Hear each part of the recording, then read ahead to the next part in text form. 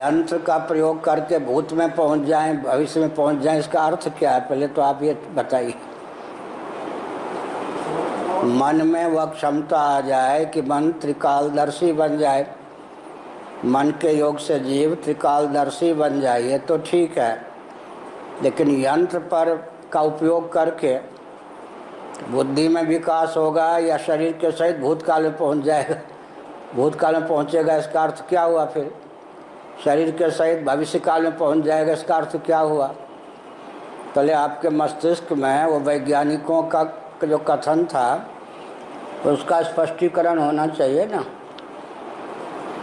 बुद्धि में सत्वगुण का उद्रेक होता है, शुद्ध सत्वगुण का आवेश होता है, सात्विकी बुद्धि बन जाती है, तब व्यक्ति की बुद्धि की गति भूत भविष्य वर्तमान तीनों में हो जाती। यह बात तो ठीक है। छांदोग्य श्रुति के 8वें अध्याय में कहा गया है कि मन जीव का दिव्य चक्षु। इंद्रियां जो हैं, इंद्रियों की गति केवल वर्तमान तक है, न भूत में न भविष्य में। वर्तमान भी वही सार्थक कर सकता है तो भविष्य और भूत दोनों पर दृष्टिपात करे। जो केवल वर्तमान को देखता है, भूत और भविष्य पर जिसकी दृष्टि नहीं है, पहले क्या हुआ इसके आधार पर क्या हो सकता आगे, भूत और भविष्य पर जिसकी दृष्टि नहीं है, वो वर्तमान को भी सार्थक नहीं कर सकता। जितने भौतिकवादी हैं वो इंद्रियों में तादात्म्यापत्ति के कारण उनकी दृष्टि केवल वर्तमान में उलझी रहती है और वर्तमान भी उनका बिगड़ता जाता है। यह तो बात समझ में आती है। लेकिन यंत्र पर विद्युत का क्या अर्थ हुआ? फिर विद्युत प्रवाह से क्या होगा? भविष्य का ज्ञान हो जाएगा मस्तिष्क में या भविष्य में व्यक्ति पहुंच जाएगा? व्यक्ति के पहुंचने का अर्थ क्या हुआ? 10,000 वर्ष आगे जो होना है समय, वहाँ हमारा शरीर पहुंच जाएगा, क्या अर्थ हुआ? इसलिए वैज्ञानिकों के कथन का ठीक से अनुवाद कीजिए, तब उत्तर ठीक से होगा। और वेदों में तो त्रिकालज्ञ ऋषि हुए ही हैं सब। ये जो वेदव्यास जी का है कि भूतकाल के सैकड़ों चतुर्युग का दर्शन किया उन्होंने। किस कल्प में किस प्रकार की घटना घटी, किस कल्प के राम जी ने किस प्रकार का व्यवहार किया, किस कल्प के युधिष्ठिर जी ने किस कल्प कैसा व्यवहार किया। यहाँ तक कि योग वासिष्ठ में वशिष्ठ जी ने राम जी को बताया, भविष्य में तुम जो हो राम जी कृष्ण होकर अवतार लोगे। उस समय महाभारत युद्ध के अवसर पर अर्जुन तुमसे यह प्रश्न करेगा, उस समय तुम अर्जुन को यह उपदेश दोगे। वो योग वासिष्ठ में अपने यहाँ से उसका भी अनुवाद छपा हुआ है।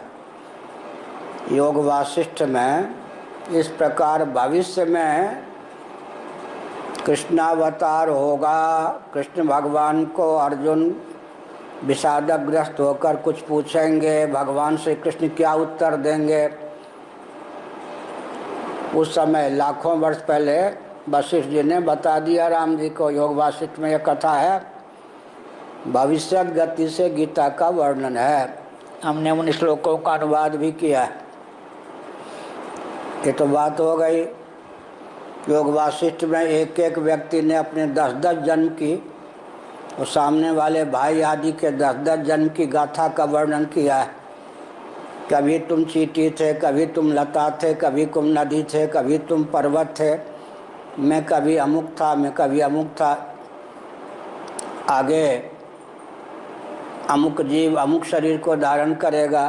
तो भूत भविष्य वर्तमान में जो वस्तुएं अतीन्द्रिय हैं या दीवाल आदि के पीछे हैं, यहाँ से हम नहीं देख सकते, तो दृष्टि में दिव्यता आ जाने पर भविष्यत भूत वर्तमान तीनों में अबाध गति हो जाती। इसीलिए भगवान को सर्वज्ञ कहा जाता है। युंजान योगी, युक्त योगी, योगियों के दो भेद हैं। युक्त योगी को तीनों काल हर समय प्रत्यक्ष दिखता है।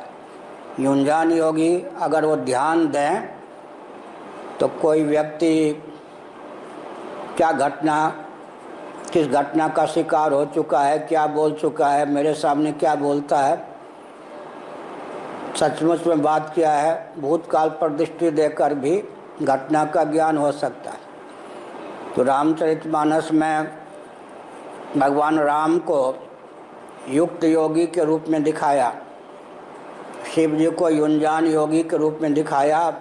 सती जी ने परीक्षा ली राम जी की, लेकिन झूठ बोल गई, मैंने कोई परीक्षा नहीं ली।